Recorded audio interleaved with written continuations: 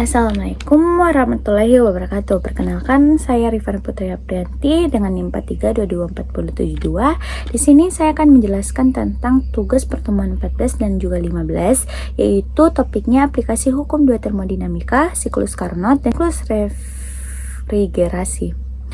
Kita masuk pada aplikasi hukum kedua termodinamika.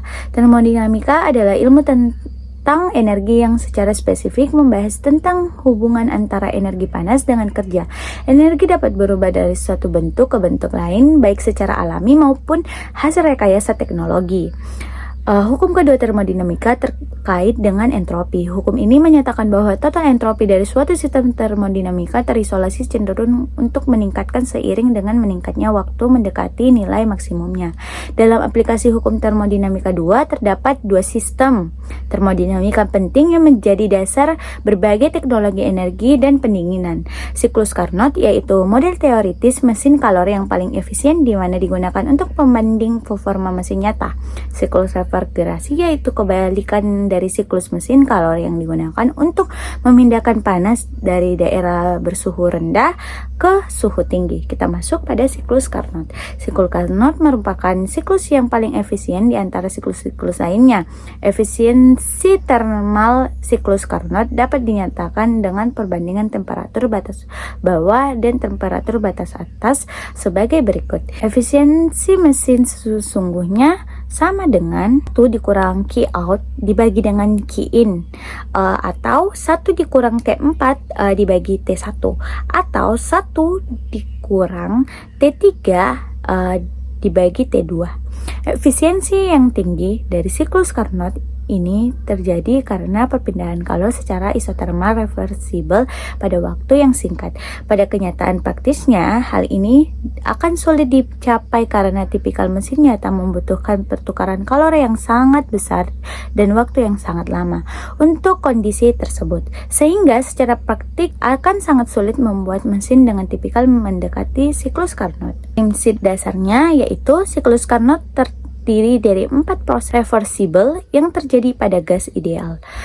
Yang pertama, ekspansi isotermal. Suhu konstan T panas, gas menyerap kalor in dari reservoir panas dan melakukan kerja. Yang kedua, ekspansi adiabatik. Tanpa pertukaran kalor, gas mengembang tanpa menerima atau melepaskan kalor, suhunya turun ke T dingin. Yang ketiga, kompresi isotermal. Suhu konstan T dingin, gas melepas kalor Q out ke reservoir dingin. Yang keempat, kompresi adiabatik. Tanpa pertukaran kalor, gas dikompresi tanpa kalor masuk atau keluar, suhunya naik kembali ke tepanas. Dapat kita lihat di slide selanjutnya ini rumus dari siklus Carnot. Selanjutnya kita masuk pada contoh soal. Sebuah mesin Carnot menyerap kalor 60 kcal dari reservoir bersuhu 850 K dan melakukan usaha sebesar 3,6 dikali 10 pangkat 4 Joule. Tentukan kalori yang dilepas. Kedua, suhu reservoir dingin. Yang ketiga, efisiensi mesin Carnot. Kita masuk pada jawabannya. Diketahui Q sama dengan 60 kcal. Kita konversikan ke kcal menjadi 60.000. Kita konversikan ke Joule, mendapatkan hasil 252 Joule. T1 nya itu 850 K. Usahanya itu 36.000 Joule. Kita masuk pada kalor yang dilepas atau Q2. Q2 sama dengan Q1 dikurang usaha. Substitusikan nilainya, 252 dikurang 36.000 mendapatkan hasil 216 Joule. Kita masuk pada suhu reservoir dingin atau T2. Rumusnya itu Q1 dibagi Q2 sama dengan T1 dibagi T2.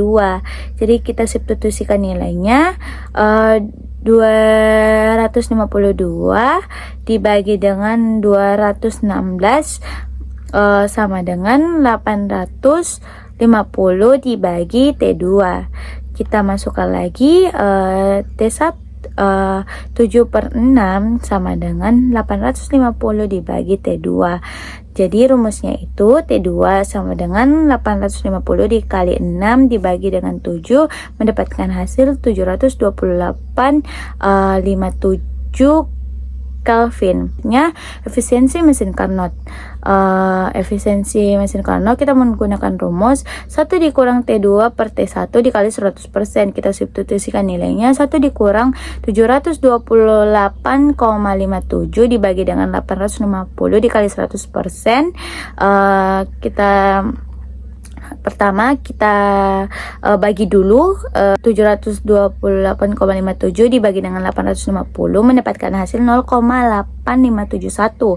Jadi kita kurang 1 dikurang 0,8571 dikali 100% mendapatkan hasil 14,29%. Kita masuk pada siklus refrigerasi. Siklus refrigerasi adalah siklus kerja yang mentransfer kalor dari media bertemperatur rendah ke media temperatur tinggi. Siklus refrigerasi merupakan kebalikan dari siklus mesin kalor. Dilihat dari tujuannya, maka alat dengan siklus refrigerasi dibagi menjadi dua. Refrigerator yang berfungsi untuk mendinginkan media, heat pump yang berfungsi untuk memanaskan media. Adapun prinsip dasarnya yaitu siklus refrigerasi terdiri dari 4 proses reversibel yang terjadi pada gas ideal. Yang pertama, kompresi adiabatik tanpa pertukaran kalor. Refrigerasi dalam bentuk uap dikompresi, tekanannya naik dan suhunya meningkat. Yang kedua, kondensasi, suhu hampir konstan. Pelepasan kalor, refrigeran melepaskan kalor Q out ke lingkungan dan berubah dari menjadi cair di kondensor. Yang ketiga, ekspansi isentalpik, tekanan turun cepat tanpa kerja refrigen cair melewati katup ekspansi, tekanan dan suhu turun drastis. Yang keempat, evaporasi, suhu hampir konstan menyerap kalor. Refrigeran menyerap kalor Q-in dari ruang dingin, menyerap seluruh dan kembali masuk ke kompresi. Slide selanjutnya kita dapat melihat rumus dari siklus refrigerasi. Kita masuk pada contoh soal siklus refrigerasi.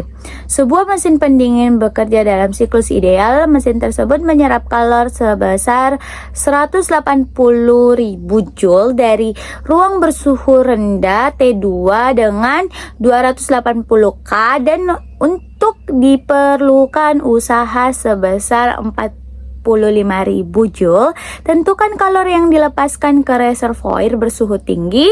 Kedua, suhu reservoir tinggi T1, koefisien performasi COP mesin pendingin. Jadi kita masuk pada penyelesaiannya. Yang pertama diketahui Q2 itu adalah 180.000 Joule kalau diserap dari suhu rendah. Yang kedua ada usaha 45.000 Joule, usaha yang diperlukan. Yang pertama kita mencari Q-nya. Q2 ditambah W sama dengan 180.000 ditambah 45.000 mendapatkan hasil 225.000. Yang kedua kita mencari suhu reservoir tinggi atau T1-nya. Q2 dibagi dengan Q1 sama dengan T2 dibagi T1. Kita substitusikan nilainya 180.000 dibagi dengan 225.000 sama dengan 280 dibagi T1. 4/5 sama dengan 280 dibagi T1. Nah, kita pindahkan ruasnya. T1 sama dengan 280 dikali 5 dibagi 4 mendapatkan hasil 350 Kelvin. Yang ketiga kita mencari koefisien performa atau COP mesin pendingin. Kita mencari dengan rumus K sama dengan Q2 per W. Kita substitusikan nilainya 180.000 dibagi dengan 45.000 mendapatkan hasil 4. Atau dengan rumus suhu K sama dengan T2 per T1 dikurang T2 sama dengan 280 dibagi 350 dikurang 280 sama dengan 280 dibagi 70 mendapatkan hasil 4. Baik, mungkin itu saja yang dapat saya jelaskan dari tugas saya. Lebih dan kurangnya mohon dimaafkan. Assalamualaikum warahmatullahi wabarakatuh.